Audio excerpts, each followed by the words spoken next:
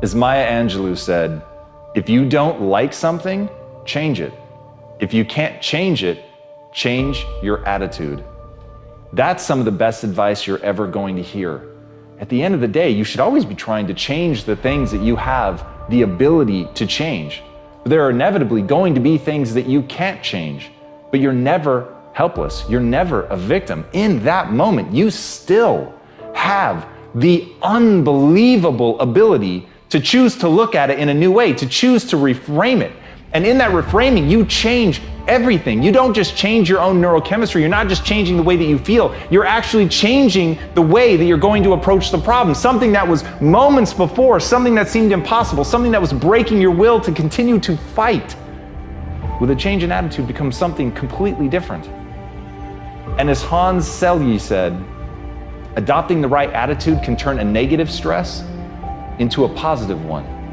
And that game of mental jujitsu is what it's about. That game of flipping something on its head, of turning something around, of seeing it in a new way so that you can act in a new way, is how you make forward progress. And understanding that, understanding the need to take control of your perceptions, understanding your need to change your perspective, that's how you begin to get ahead. Once you understand that your perspective is a choice, it is not objective truth.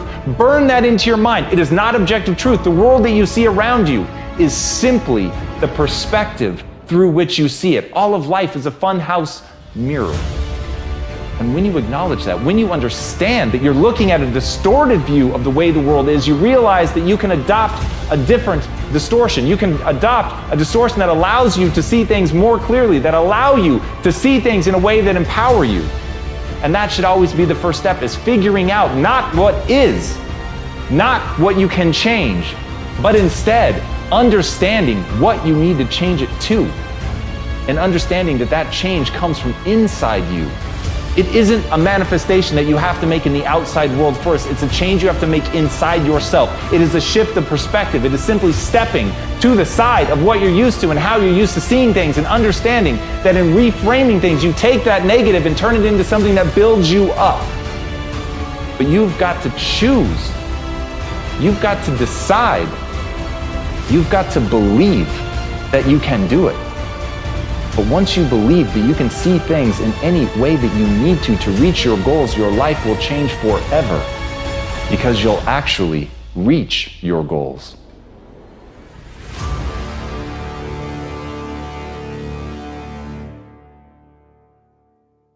I want to dispel a myth for you. It's the talent myth. It's the belief that some people were just born with more than others, that some people are naturally gifted and some aren't, and that's just the way the cookie crumbles, and whatever you're going to be is essentially determined by how you started, that your DNA is exactly your destiny. I'm here to tell you right now, that's bullshit.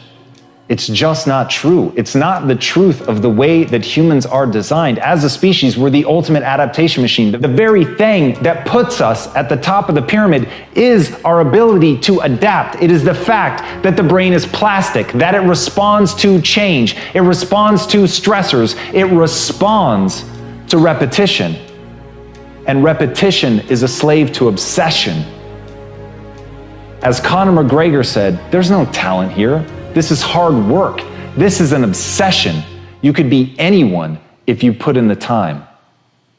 That's one of the greatest athletes of our time telling you that he's not the result of genetics. He's not the result of natural gifts. He hasn't been bestowed something by God. He has shown up day after day in the most mundane of conditions. On the cold days, on the hot days, he put in the work because he was obsessed with what he could become. And that repetition that you need to actually gain a skill follows that obsession. So in you right now, today, you want to start building that obsession. You want to look at it like an ember that can become a raging fire, but it needs your time and attention.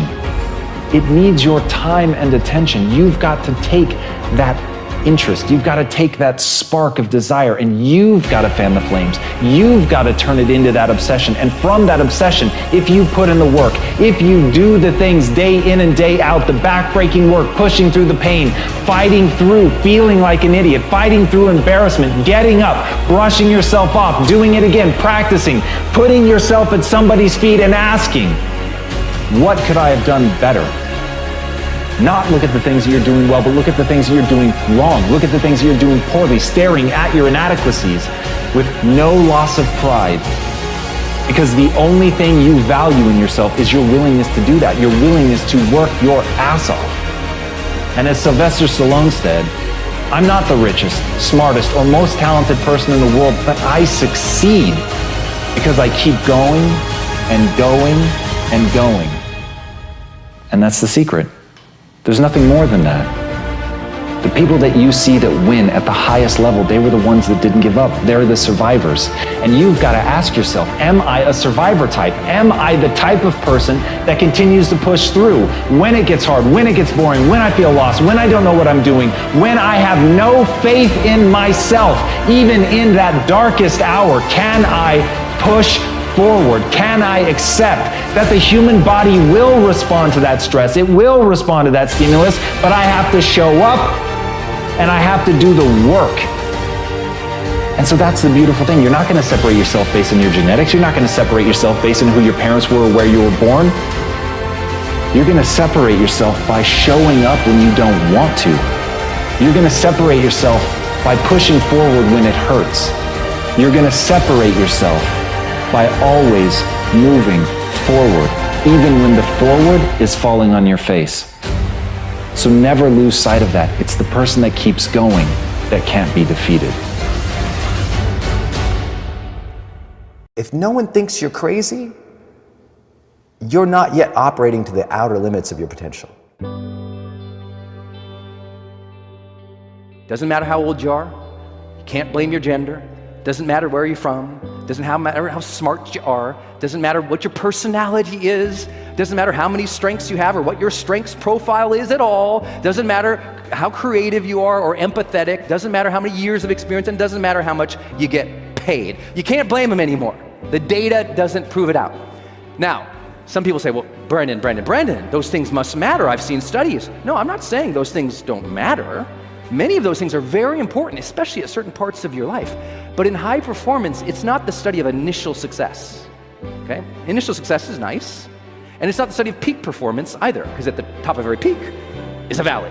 I think people are tired of the ups and downs in life, and they want that steady path to growth. I'm a creator, but it's not what made me a high performer.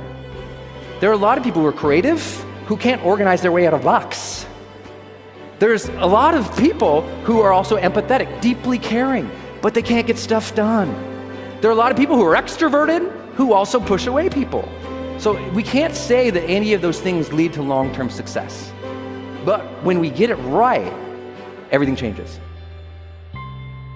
High performers are more successful than their peers in almost every category of measurement you could take, whether how much they earn, what they do, how far they succeed in their own industry, etc.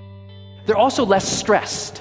More success only stresses you out when you don't have the habits to handle it. Don't fear success, get better habits. That's all.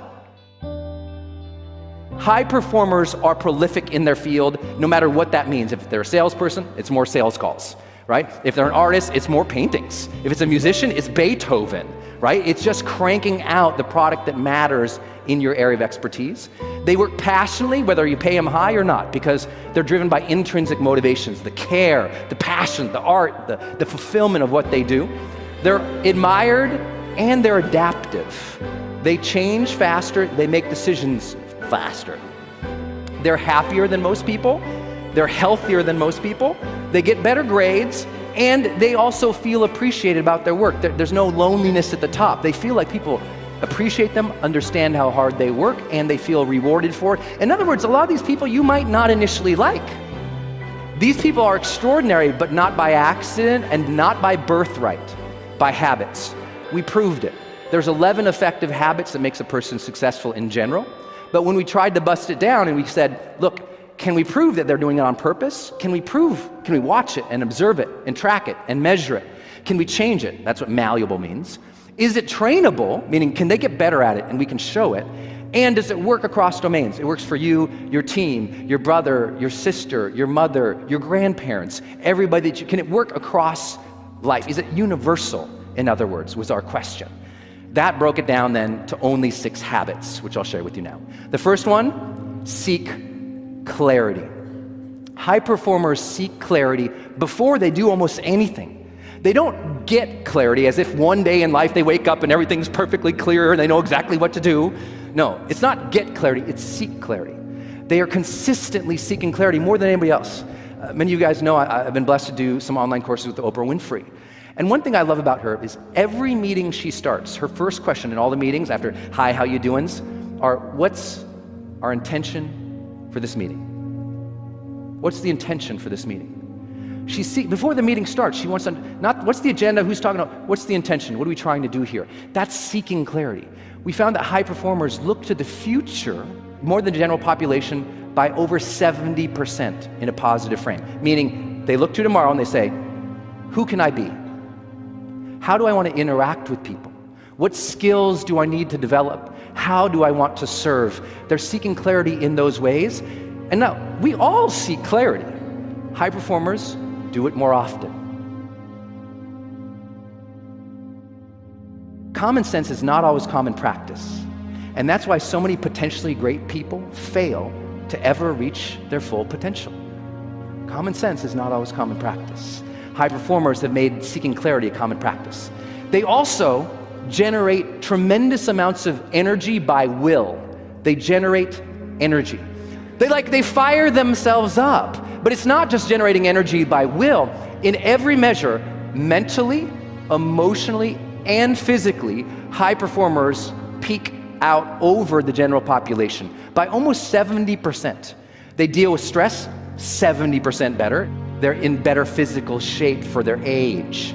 It's just it's not by accident. They're generating the energy they need to serve in the world. They're not waiting for it. See, a power plant takes energy from one area, transforms it into a different form of energy, stores it, then transmits it. High performers do the same thing. They don't hope one day they're going to be satisfied.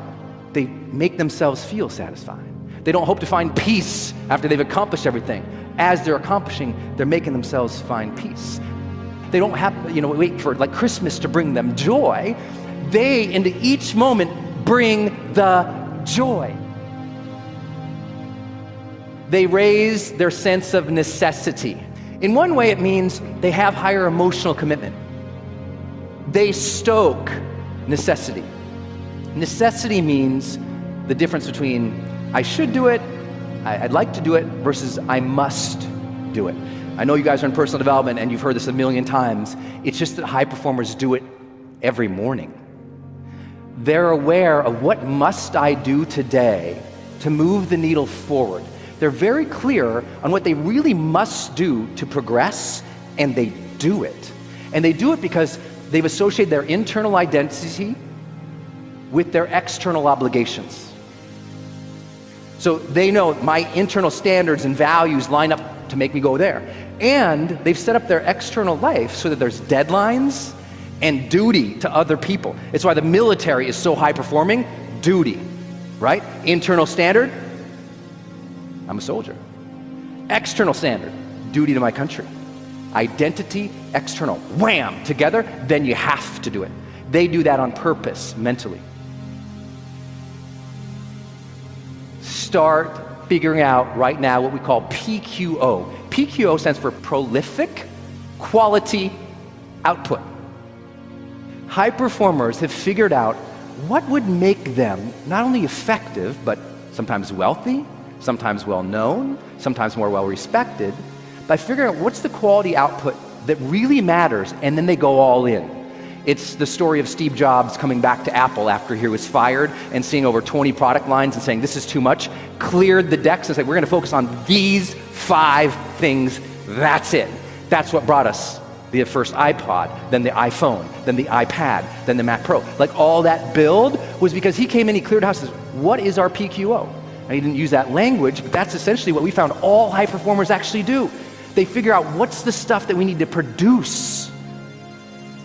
The root of productivity is produce. So busy work is not the same as your life's work. You got to figure out your life's work. What is the things that you need to create that will shift and change everything and leave your legacy? High performers actively, consistently are seeking to develop influence with people, and they work so hard at it. They're very, very conscious of how they're impacting their kids, how they're impacting their friends, how they're impacting the world around them. They're doing it on purpose, too. They want to be role models. Think about anybody who's ever been influential in your life. Who's been the most positively influential person in your life for a moment? Think about that. And once you have that, I guarantee you, I can tell you exactly why they were influential, because our studies proved it out. What makes somebody influential, number one, I bet that person who made such a difference in your life, they taught you how to think. Influential people are telling you how to think about yourself sometimes, about your relationship sometimes, about how you contribute sometimes, how to think. Second thing they did, they challenged you. They challenged what you contributed, what you gave, what you were capable of. They said, you're better than this young woman, you're better than this young man, you got more in you, come on, let's go. They pushed, they challenged. And third, they role modeled the way. They role modeled the way for you, and that changed everything. High performers demonstrate more courage than most people. They demonstrate more courage than most people. These 6 habits change everything. But this last piece is so highly correlated with high performance, you gotta get it. Demonstrating courage means it is time for you to tell your family what you really think, need, believe, dream of. Same with your team, same with your spouse. All the holding back of what you really want in life, in silence, there is suffering. High performers share what they really want of life. Because if you can't share it, you can't get it out there, you can't attract it, you can't move it. High performers deeply care about sharing what's true for them. And they're willing to step into uncertainty even when they don't know what to do. Maybe someone's going to reject you if you start your dream. No, likely somebody is going to reject you. But either you can look in the cave of uncertainty and go, I don't want to go in, I'm so scared, I'm so scared. You go, what's this going to be like? And you wander in with a flashlight of curiosity. And you say, I wonder what this could be. And now your curiosity starts looking like courage. And everyone goes, wow, you got a lot of guts. And no, you're just being curious again. Sometimes allowing yourself to put yourself out there and start asking more questions, that's courage too. But at the end of the day, we've got to take more action.